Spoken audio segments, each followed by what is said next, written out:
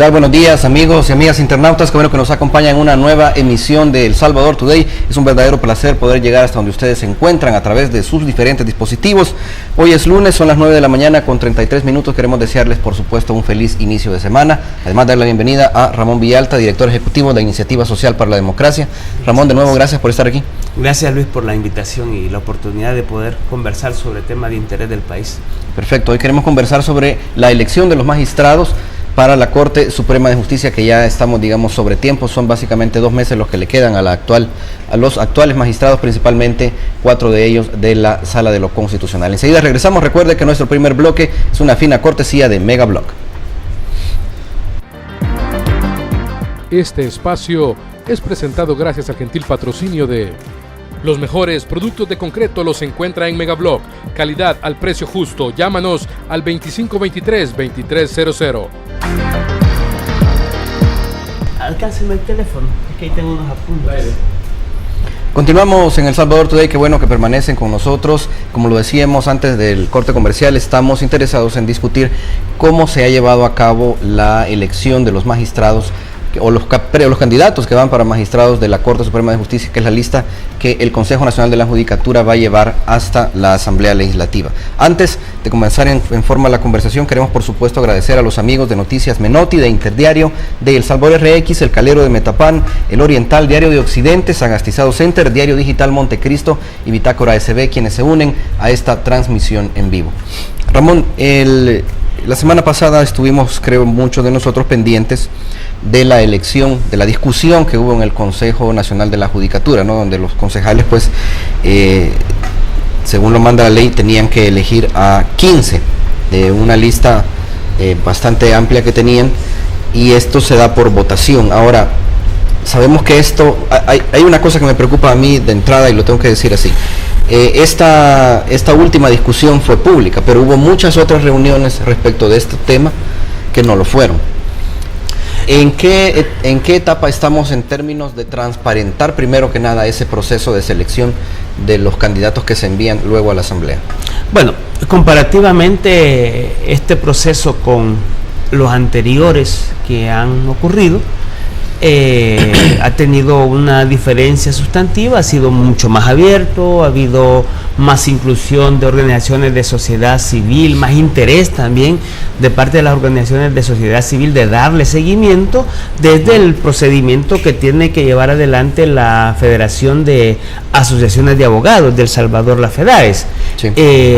Pues ese proceso que ellos tienen que elegir a 15 personas, pudimos observarlo también de cerca, pudimos determinar que el procedimiento electoral estuviera de acuerdo con las reglas de una elección, que se cumplieran con los estándares básicos, digamos, para poder dar por válida una elección, y nosotros que lo vimos de cerca creemos que sí, ¿verdad? Que se cumplió.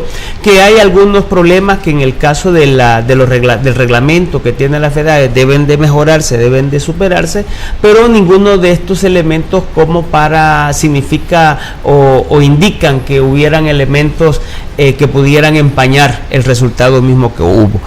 Otra cosa ya es si las personas que fueron electas mediante este procedimiento, los primeros 15 que tienen la mayor cantidad de votos, al trasladarlos al CNJ, el CNJ tiene la obligación de ley de revisar los perfiles y determinar si cumplen o no con los requisitos, y esto fue lo que provocó que de los primeros 15 que envió la FEDAE, el CNJ tuviera que regresar a 2 porque no cumplían con los requisitos, especialmente el requisito que tiene que ver con la independencia partidaria. Esto obligó a que nuevamente remitiera el CNJ a 2 personas más que estaban en la lista de acuerdo con el número de votos obtenidos, que es el procedimiento normal que debería de ocurrir. Por lo tanto, no ha ocurrido nada extraño. Luego viene todo el procedimiento que tiene que llevar adelante el CNJ. Esto implica que, de acuerdo con la jurisprudencia de la Sala de lo Constitucional, todo el proceso debe de ser abierto, debe de ser transparente. La ciudadanía, la población salvadoreña tiene el derecho de conocer cómo se está llevando adelante este proceso y si se está cumpliendo con las normas, con las reglas establecidas. Y en este caso hubo una etapa, digamos, en donde uno conoce respecto de las 94 personas que proponen, que se inscriben, que entregan toda su documentación. De estas 94, el CNJ preselecciona a 70. Esa fase de preselección, de análisis, no fue pública. Eso lo hicieron en un procedimiento interno. Eso no estaría violando la resolución que... En alguna medida, digamos, sí, porque debería de que todas las etapas deberían de estar abiertas. Correcto. Luego de la etapa de seleccionar los 70, viene una etapa de entrevista a la que se presentaron 69. Esa etapa de entrevistas fue pública, pudimos nosotros tener presencia, observar todo lo que se estaba haciendo. El señalamiento allí, más allá de si fue pública o no, es que entrevistar a 69 personas entre lunes y viernes en una jornada maratónica de todos los días, con entrevistas de entre 20 minutos a 1 hora, es decir, que no para cada candidato o aspirante el tiempo de entrevista duraba lo mismo. En realidad, en muchos de los casos dependía de la calidad de respuesta también de los aspirantes, pero bueno, digamos de que el señalamiento clave allí es que también desarrollar una jornada que estaba prevista para 2 semanas, llevarla a cabo en 1 semana y en esa presión creo que no da para poder tener una apreciación mucho más cualitativa. Y luego viene la etapa de la parte de las entrevistas, combinando con la evaluación psicológica y la evaluación curricular, que son 3 notas que el CNJ elaboró para cada uno de estos candidatos. Hay una discusión interna, esa no fue pública, en la que uno, cuando viene de los 69, se da cuenta que queda una lista de 39. ¿Con qué criterio eliminaron a los demás? Pues ya se desconoce, ya esa parte no se conoce. Y finalmente hay esta evaluación, hay una ponderación, y esto tampoco no ha sido público, el conocer el resultado de cuál es la calificación que tuvo en cada uno de los elementos de evaluación, la parte curricular, la evaluación psicológica, la evaluación de las entrevistas y el promedio. No hay un perfil que deba llenar el candidato, es decir, una especie de plantilla sobre la cual se evalúa a cada uno, y que también debería ser pública, si es que se ha ordenado que el proceso sea así. Digamos que en términos generales el CNJ sí tiene un manual para el procedimiento de la elección, en el que se establece claramente cuáles son los criterios que se van a tomar en consideración, todo lo que tiene que ver con la moralidad, con la idoneidad del cargo, la independencia partidaria y todo eso. Eso está establecido. Lo que digo es que finalmente nosotros ahora hemos tenido que solicitar la información para conocer cuál fue el resultado de la ponderación que tuvo cada uno de los candidatos, cosa que debió haber sido dada a conocer con anterioridad, o al menos el día en que se llega a la deliberación debió haberse dado a conocer, pero tampoco dieron a conocer cuál era el resultado que había obtenido cada uno. Y luego la deliberación que vamos a señalar fue de carácter pública. Lo que aquí pasa ya por revisar es, en primer lugar, si cumplió de verdad con los parámetros establecidos por la Sala de lo Constitucional en términos de lo que para ellos significaba la deliberación. Y en segundo lugar, si la aplicación de los distintos criterios en la deliberación fue más o menos homogénea o si fue diferente, que son de las cosas que ahora estamos analizando. Excelente. Quiero que me acompañe, por favor, Ramón, a una primera pausa comercial, porque también digamos, como lo conversábamos también al principio, hubo ciertas cosas que no dejan de causar cierta curiosidad, de llamar la atención, digamos, sobre el hecho de cómo se desarrolló la votación, y un poco también sobre los temas que vienen y que van a recaer sobre los hombros de quienes resulten electos ya magistrados de la Corte Suprema de Justicia. Amigos y amigas internautas, por favor acompáñenos.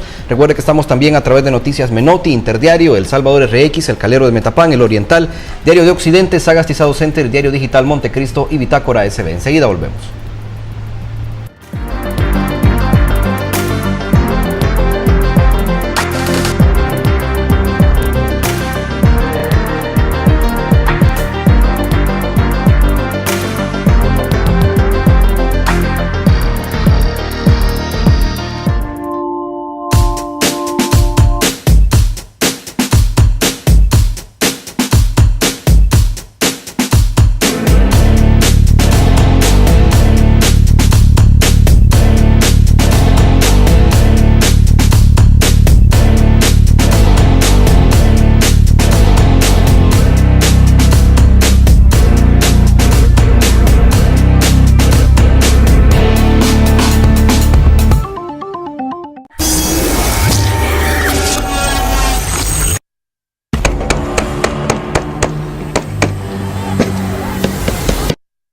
Vivimos en un mundo lleno de adrenalina.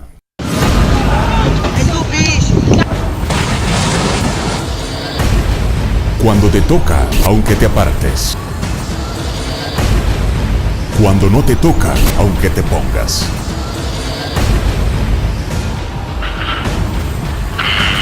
Soy Josué Herrera y esto es Cronia al Extremo. Auténticas historias.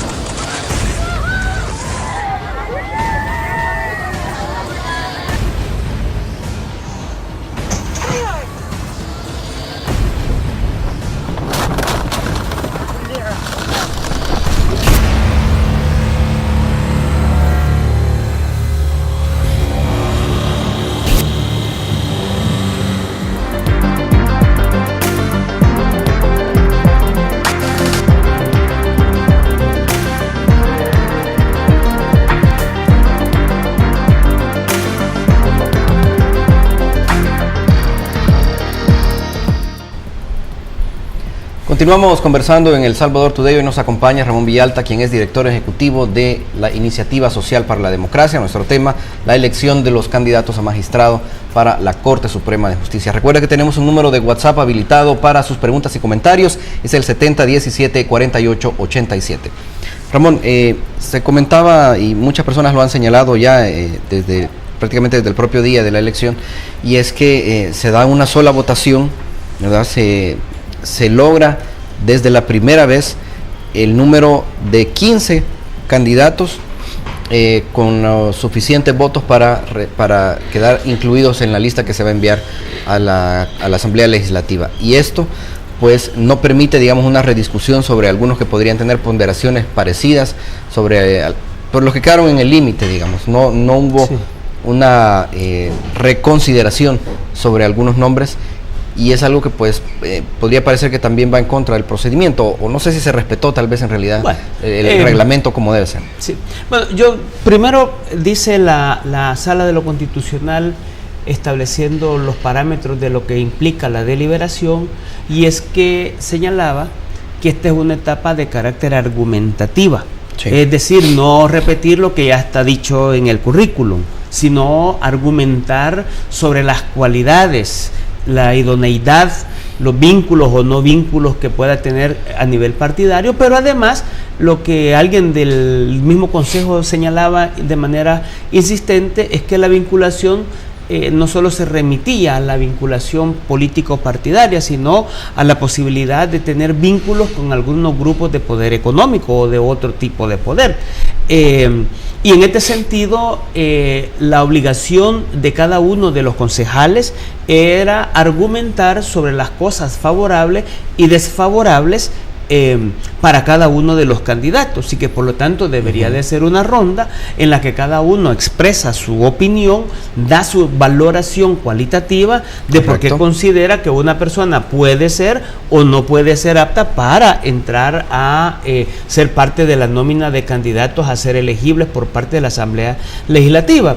Ese es el parámetro, ¿verdad?, establecido. Sin embargo, digamos que lo que ocurrió no fue exactamente eso, es decir, se presentaba a cada uno de los aspirantes, alguien de los concejales leía en alguna medida parte del currículum de esta persona, en algunos momentos lo hacía la presidenta, en otros lo trasladaba al otro concejal, y luego quedaba abierta la discusión, y era evidente que en muchos de los casos pues todos se quedaban en silencio.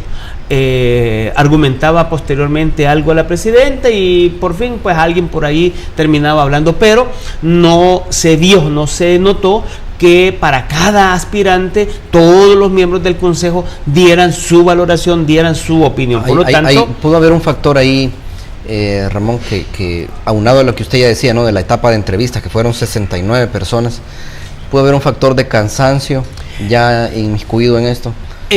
Más allá que un factor de manipulación. Sí, se afecta. A ver, imagínense deliberar sobre 39 personas que están aspirando a ser candidatas para ser elegibles a magistrado de la Corte Suprema de Justicia, comenzar una jornada a las 10 de la mañana y concluirla tipo 7:30 de la noche con los recesos de almuerzo y de otros recesos que hubieron, pues obviamente es un tiempo muy corto para poder haber entrado a profundidad. Creo que era una deliberación que debería haberse programado con mayor tiempo, haber dado tiempo para cada uno de los aspirantes y poder entrar verdaderamente a lo que se entiende como una deliberación, y yo creo que eso no ocurrió. Algo que sí es importante señalar, a pesar de esta situación, es que de los 15 electos, 8 tuvieron como una puntuación o una votación muy buena. 6 de ellos con los 7 votos a favor. De los 15, hay 6 con 7 votos a favor, hay 2 con 6 votos a favor y 1 en contra, lo que estamos llegando a 8 que tienen una mayoría, diríamos, muy significativa en términos del respaldo que obtuvieron de todos los concejales. Eso es positivo, digamos. Los otros 7 pues obtuvieron una votación ya con 5 y con 4. De 5 contra 2 y de 4 contra 3. Efectivamente se llega a cabal el número de 15. Sí. Esto puede ser un elemento muy subjetivo, pero a mucha gente le quedaba el sabor que eso pues daba algún tipo de duda en términos de decir que cabalito salió la cuenta, ¿verdad? No hubo la posibilidad de rediscutir entre la probabilidad que quedaran empatadas algunas personas, pero bueno. Y luego lo otro que tiene que ver con el parámetro de la sala, es que tiene que argumentarse, y que los criterios que se están aplicando deben de ser como un poco constantes, ¿no? Homogéneos. Si la valoración respecto de la experiencia, del conocimiento que una persona, que un aspirante tiene del órgano judicial es válido para uno y se le aplica en favor o se le aplica en desfavor porque no la tiene, ese mismo criterio en favor o en desfavor se le tendría que estar aplicando exactamente a todos los aspirantes. Correcto. Pero se vio que en algunos casos se aplicaba en favor este criterio y en otros parecía que fuera un elemento en desfavor porque ya estaba siendo parte del órgano judicial. Entonces sí creo que ahí hubo, digamos, ese tipo de elementos que generaron como cierta, no sé si inconformidad, o cierta duda respecto del proceso. Al final uno puede decir se aplicó en buena medida el criterio de vinculación partidaria. A Belisario Artiga prácticamente lo dejan fuera precisamente más por el criterio de vinculación partidaria, porque había sido candidato. A otros también se les dejó fuera por haber tenido una vinculación partidaria. A otras personas se les dejó fuera porque pesó mucho el hecho de ser asesor de una fracción legislativa. Sí. Entonces ese tipo de criterios, digamos que pero al final pero no se aplicó, Luis, el criterio no se analizó en ningún momento si alguna de estas personas tenía vínculos con grupos de poder económico. Ese criterio, por ejemplo, no fue revisado, no fue analizado para ninguno de los casos. Que es uno de las críticas que se le hacen a los actuales magistrados. Exactamente. ¿No? Pero podemos, tal vez, si cabe la pregunta, por simple que sea, podemos decir que se ha elegido a los mejores, a los más calificados. Bueno, nosotros estamos haciendo ahorita más bien una revisión. Hemos pedido por eso la información respecto de cuál es la ponderación que tuvo en cada una de las evaluaciones. Sí. Para luego también revisar la calidad que tienen las personas que han sido seleccionadas en términos de los distintos criterios. Por ejemplo, grado académico, licenciado, con maestría o con doctorado. Si la persona tiene experiencia docente, en universidad, de hace cuánto tiempo, en qué tipo de materias, y si tiene experiencia docente en el mismo centro de capacitación del CNJ, ¿verdad? 3, si tiene publicaciones, y si las publicaciones son de verdad publicación. El criterio de la sala habla de obras, y esas son obras que son documentos, libros producidos, sí, producto de una investigación o producto de un trabajo académico, ¿verdad? alguien escribe para decir algo. Sobre eso de las publicaciones, creo que sí habría tal vez que ser un poco más acucioso, porque entiendo que había algunos magistrados que tenían publicaciones de poemarios y que no tenía nada que ver. A eso me refiero, porque hay muchos que tenían una lista, es una lista increíble de artículos en la prensa, en cualquier medio escrito y eso, pero digamos que puede ser considerado, pero en realidad el criterio de la sala no está hablando de artículos, de medios escritos, está hablando de producción, de obra, de investigación. Entonces nosotros aplicamos básicamente dos criterios: tiene libros, tiene investigación, si no tiene puede tener 20.000 artículos, pero no cuenta. Ese es el punto de lo que aquí se debe de tener en consideración. Entonces, para algunos se le hacía este señalamiento, sí, pero él tiene publicaciones, pero nunca se aclaraba qué tipo de publicación, ¿verdad? Claro. Este es el otro criterio que se está revisando. Luego viene la parte de la experiencia laboral. Esta persona ha tenido experiencia como magistrado, como juez, o tiene más bien un desempeño en una entidad pública de otro órgano de Estado, o simplemente se dedica al ejercicio libre de la profesión. Entonces, ese tipo de elementos son los que nosotros estamos revisando en este momento y estamos aplicándole para cada uno. Sobre la base de eso, poder determinar si efectivamente las personas que han sido escogidas cumplen mayoritariamente con esos elementos, con esos criterios, para poder tener también una opinión objetiva y no simplemente decir no. En principio, lo que yo digo es, algo que me satisface es que hayan 8 de los 15 que hayan tenido una votación casi que unánime, ¿no? 6 votación unánime de los 7, 2 más con 6 votos, lo cual da, digamos, un número importante que fue respaldado por casi la totalidad de los miembros del Consejo. Digo, esto es importante porque significa, que les da bastante legitimidad, que al menos la mitad, 50 y pico % de los seleccionados gozan de una verdadera legitimidad, de un verdadero respaldo de todo el CNJ. Hubiera sido bueno que todos contaran con esa votación, pero bueno, es así. Acompáñame, Ramón, por favor, a una pausa comercial. También ustedes, amigos y amigas internautas, siempre el agradecimiento para Noticias Menotti, Interdiario, El Salvador RX, El Calero de Metapán, El Oriental, Diario de Occidente, Sagastizado Center, Diario Digital Montecristo y Bitácora SD, quienes se unen a esta transmisión en vivo. Enseguida volvemos.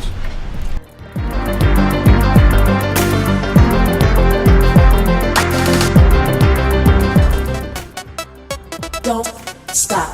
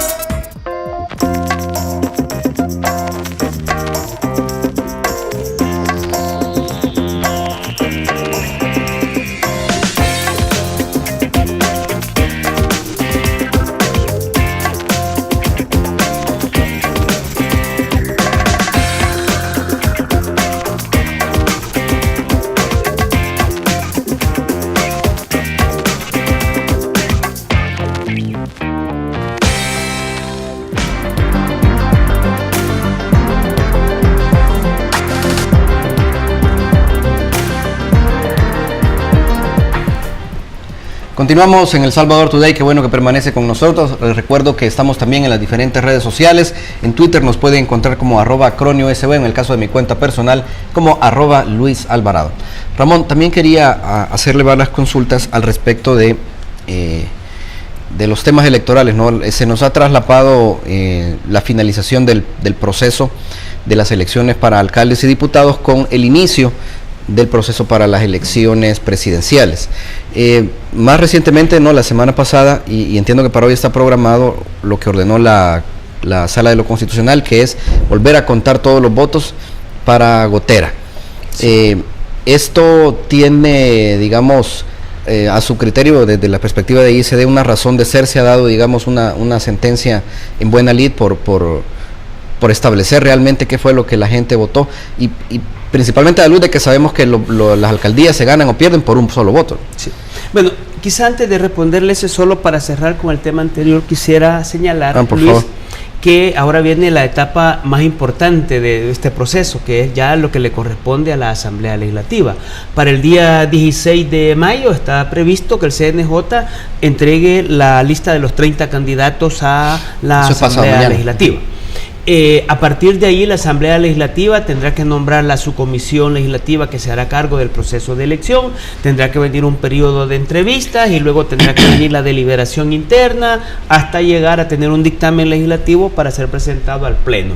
En todo este proceso, ISD, en coordinación con otras organizaciones, también estaremos le dando seguimiento. Y vamos a hacer dos asuntos muy concretos. Uno, tenemos reunión ya con las universidades privadas, porque lo que estamos es llamando a la conformación de una mesa asesora integrada especialmente por los decanos de las facultades de Derecho de las distintas universidades, en la que puede entrar la Universidad de El Salvador y entren todas las universidades privadas. Esta mesa asesora sería una mesa asesora para la subcomisión legislativa, dado que los diputados no son expertos en esto.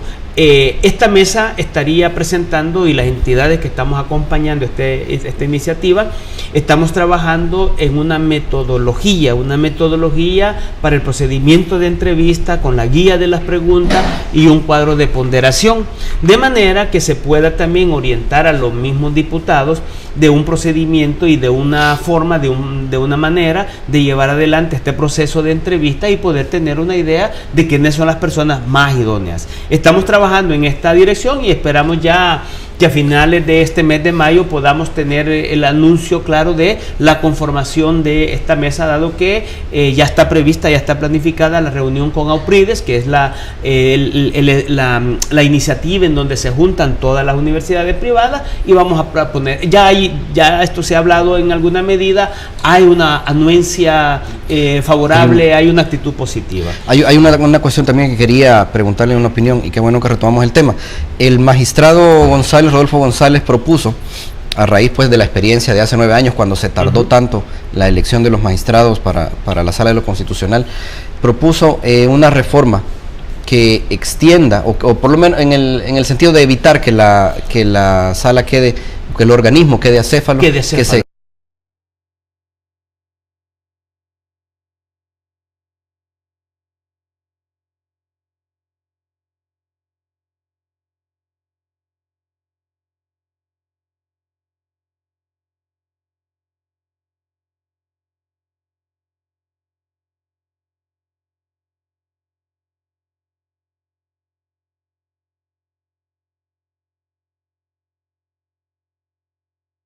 que es algo que a la Asamblea Legislativa. Creo que no sería bueno dar esa impresión de antemano de tener que ampliar un periodo para los actuales magistrados, porque genera en buena medida inseguridad. Es mejor tener la presión de que la Asamblea tiene que elegir, y nuestro punto es mejor que se cumpla en el tiempo. Con respecto al otro tema, Luis, lo que vemos con el resultado de la resolución de la Sala de lo Constitucional, que ordena al Tribunal Supremo Electoral tener que abrir la totalidad de hecho, sobre eso ya se instalaron 12 mesas, ahorita están ya en el CIFCO haciendo el conteo. Efectivamente. Y la discusión es entre Gana y Arena. Sí, pero la primera cuestión que uno tiene que decir como conclusión es: este es el resultado de una débil institucionalidad que tiene el país en materia electoral. El Tribunal Supremo Electoral demostró en esta elección actuar de una manera que quebrantaba los procedimientos de ley que estaban establecidos y que generó a tener un resultado electoral que no corresponde en el 100% con la voluntad expresada mediante el voto el día 4 de marzo. Esa es la conclusión nuestra, que el resultado generado por el tribunal, no el resultado generado por la población, Y digo el generado por el tribunal porque este tribunal aplicó una diversidad de criterios que no fueron uniformes para todos los casos. Para cada caso actuó de manera distinta. En unos aplicó actas a cero, en otras aplicó el criterio de declarar abstenciones, los votos cruzados, las marcas que nunca aparecieron fueron declaradas abstenciones. En muchas de las papeletas nosotros tenemos copias de esas papeletas, y en el caso de Gotera quedó en evidencia desde el primer momento, y así lo planteó también un recurso que le presentó Gana al tribunal, que en ese momento debió haber resuelto, que es una junta receptora de votos que evidenciaba problemas porque el resultado municipal fue consignado en el acta de diputado y viceversa. Pero luego la mancharon y en las observaciones entonces obviamente evidenciaba. Sin embargo, una persona del tribunal manipuló en la mesa que se estaba llevando en el escrutinio final y consignaron los datos del acta de escrutinio de la elección de diputado. Entonces obviamente eso alteraba el resultado y le favorecía a Arena. En principio se conocía en el corredor donde se estaba llevando todo este procedimiento de escrutinio final que efectivamente el partido Gana tenía la probabilidad que ganaba la elección si se hubiera consignado de manera correcta, o si el tribunal hubiera procedido a abrir esa junta como lo hizo en otros casos, pero en este no lo hizo, a pesar de que había toda una razón, y por eso hablo de una débil institucionalidad en la que evidenciaba que era necesario hacer eso. Como el tribunal no actuó, como la institución correspondiente no hizo lo que la ley le manda a hacer, y los mismos criterios jurisprudenciales que ellos han creado le mandaba a hacer ese procedimiento, no lo hizo. A pesar de que Gana viene y presenta un recurso, no es admitido por el tribunal posterior ya del escrutinio final. Estos se van hasta la sala, y viene a la sala y con toda razón viene, actúa y le dice: ábrase y cuenten mejor todo, para tener certeza de que el que gana, de verdad gana, de acuerdo con lo que la población quiso o expresó el día 4 de marzo. Entonces, a la luz de estos señalamientos que usted hace de la débil institucionalidad, como lo dice, ¿qué preocupaciones surgen para la próxima elección, la presidencial, que también viene a ser tan crucial? Mire, nosotros le hemos dicho, realmente el Tribunal Supremo Electoral, con esa variedad de criterios que aplicó en esta elección, en la que uno no tenía certeza cada vez que aparecía un problema, en otros casos uno ha tenido certeza porque ya sabe cuál es el criterio, y ante una situación más o menos similar uno dice: bueno, ahí el tribunal va a tener que aplicar tal criterio, pero en este caso no, porque aplicó una diversidad, como repito, el extremo de llegar a contar papeletas que habían estado expuestas por 48 horas. Eso es inadmisible totalmente, eso no entra en la cabeza de nadie, porque son papeletas que pudieron haber sido alteradas y no tienen ya la certeza. Entonces creo que el tribunal hizo esa situación.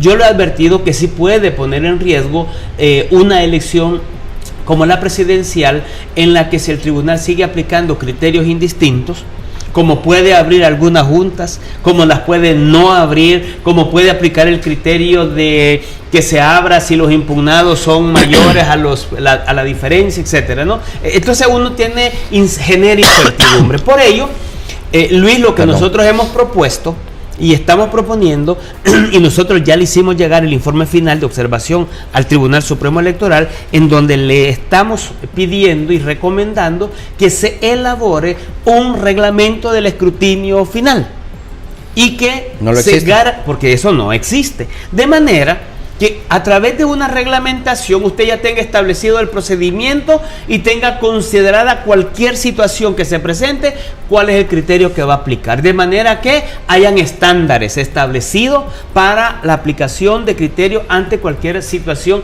que genere conflictividad en el procedimiento del escrutinio final.